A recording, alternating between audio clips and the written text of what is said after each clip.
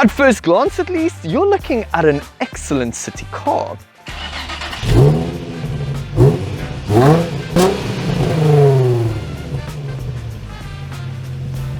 Hi guys, Eric here and welcome back to my channel. Today we will be having a look at this 2020 Renault Kwid Climber. With its beautiful blue exterior and funky interior accents, it's quite an impressive package for the price. What's the catch? Would you like to be mentioned in my next video? All you have to do is to make sure that you're subscribed to my channel and tell me what car this wheel design belongs to using the comment section below. Be sure to identify both the make and model. Let's see who knows most about cars. A really big thank you to the accommodating, thoughtful and helpful staff here at ASJ Motors. They have a huge selection of quality used cars located in 2 locations in the Overberg region. One is in the industrial area of Hermanus, the other is located on the main road of Verliesdorf. They are open for business, so be sure to check out their catalogue, link in the description box below. The Kwid is an A-segment hatchback from French manufacturer Renault. It was launched in 2015 for the Indian market at first and then became available in Brazil and other Latin American countries.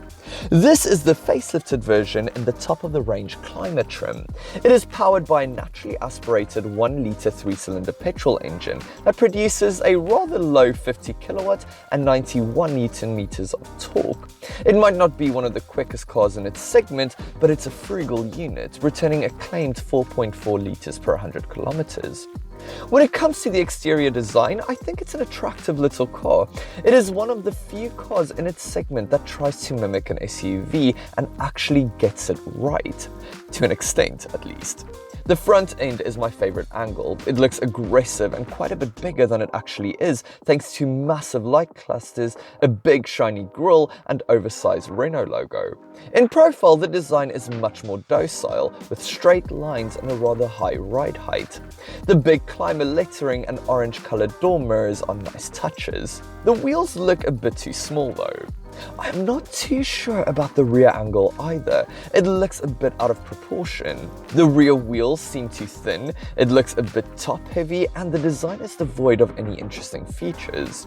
It must be said though, this is to be expected from a car at this price point. What is the interior like?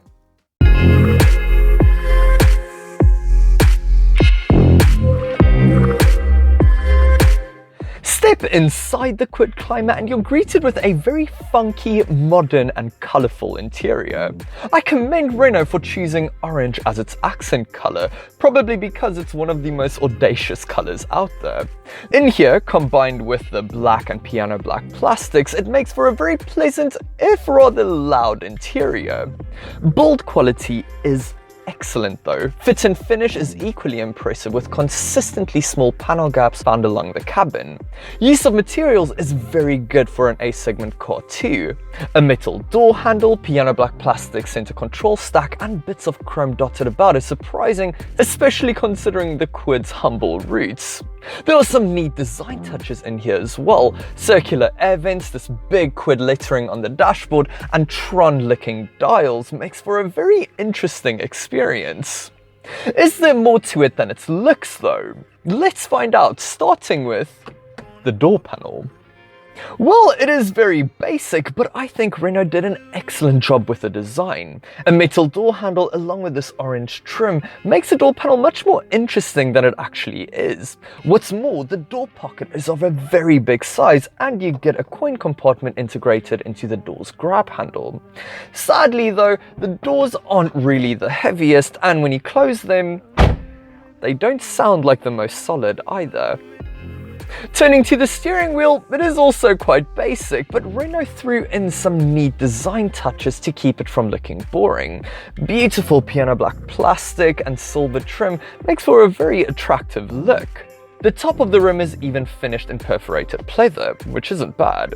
What is bad is that the column is not adjustable at all, so finding a comfortable driving position might be a bit tricky. This is an A-segment car though, so I can forgive it for that. The stalks are quite cheap as well, but they are easy to understand even at first glance. Turning to the dials, they are identical to those you will find in the bigger Renault Triber and Renault Kwid SUV. I love them. They look both modern and at the same time funky and retro, almost like a vintage video game. A rather big LCD drives information display takes pride of place in the center. It communicates a digital speedometer, total distance traveled, and a comprehensive trip computer, the latter of which is quite impressive for a car of this class. On either side of the screen you will find a semicircle. The one to the left houses a rev counter and the one to the right an analog fuel and water temperature gauge. This could have been a boring instrument cluster, but Renault definitely understands its target market.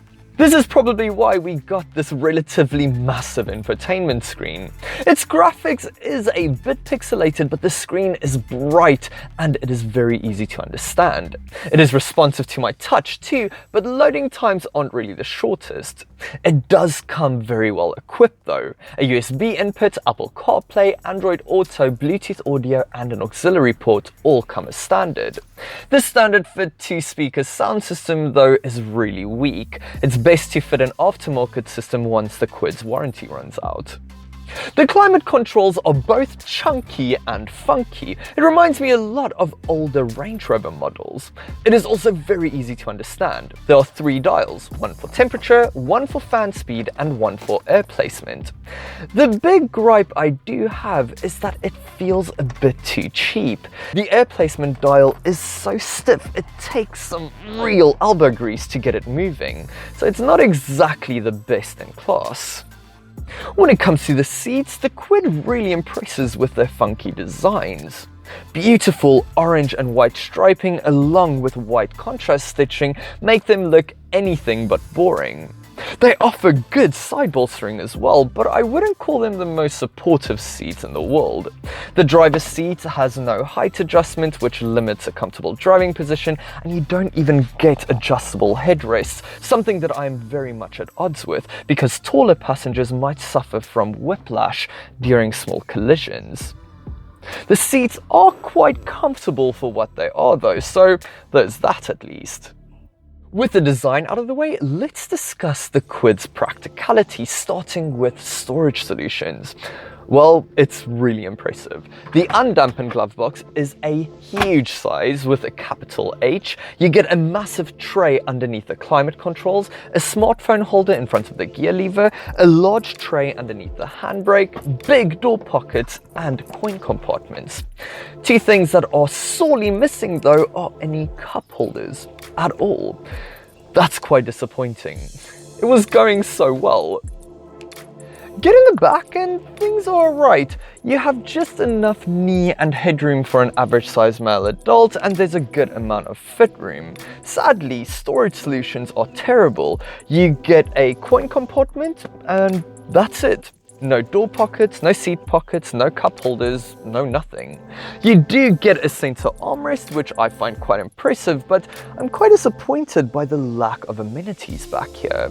The rear windows don't go all the way down either, and they're a bit on the small side, so small children might not get a great view out.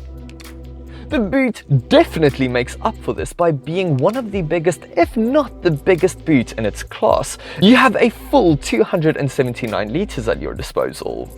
You also get a spare wheel and a 12-volt socket, something that is usually reserved for much more expensive cars. You don't get any grocery hooks or tethering hooks though.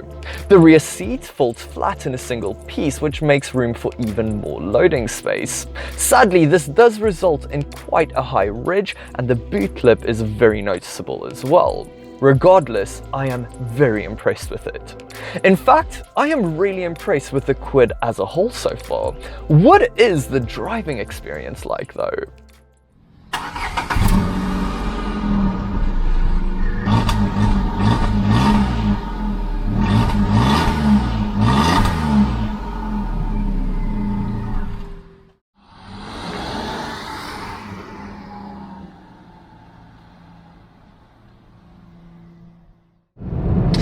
Starting with driving around town, the Kwid is very at home here in the urban jungle.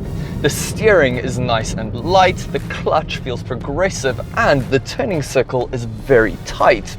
It gets better though because you get rear park distance control and a reversing camera as standard. Now you might think that that's overkill considering how small the Kwid is, but rearward visibility isn't actually that great. The C-pillars are very thick. The engine does feel quite weak though, but this is true for most of its rivals, so I can forgive it for that. Out on the twisties, and the Kwid is out of its depths. There is quite a bit of body roll on offer, and the steering is uncommunicative. You never feel unsafe, but don't be fooled into thinking that the Kwid is a fun car to drive on more demanding roads. The same can be said when you take the Kwid out on the open road. Noise suppression can use some work. Tire roar and road noise is very much intrusive, and the weak sound system struggles to drown out any unwanted noise. The seats are comfortable, but I wouldn't want to sit in them on longer journeys. The engine revs at a very loud 4,000 RPM at our national speed limit, and overtaking will require some forward planning because the engine really runs out of ideas at highway speeds. That being said, this is true for a lot of its rivals, so I can forgive it for that. This is a city runabout after all. Reliability-wise, the Kwid seems to do alright, with the main problem being brake pads that fade prematurely. There have also been some reports of bad build quality by some owners. When it comes to the Kwid's rivals, this segment is quite populated, so you have quite the selection of cars to choose from. There is the Suzuki Celerio, which just released a brand new model, but the older model was not as well equipped as the Kwid. Then there is a Hyundai Atos, which has a very well built interior, but isn't as funky as the Kwid, and it has a smaller boot. There is also the Toyota Agya. It is much safer than the Kwid, but it isn't nearly as well equipped as the Renault. Test drive all of them though. You will definitely find a car that suits both your needs and your personality.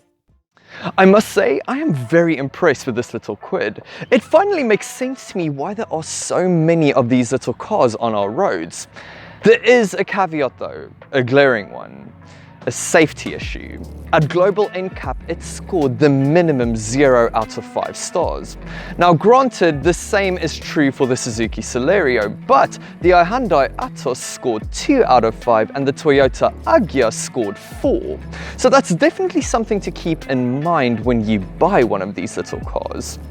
If you can forgive that, I'm not sure if I could. This is an excellent competitor in this segment. Well done, Renault. Thank you so much for watching another one of my videos. If you enjoyed the review, remember to give it a thumbs up. It makes such a difference to my channel. If you haven't already, remember to subscribe and you will get notifications of upcoming reviews. I have many lined up for you guys, so stay tuned. If you own a Renault Kwid and would like to share your experiences, please use the comment section below. I would love to hear your stories. I hope you guys have a fantastic day. Until next time, bye.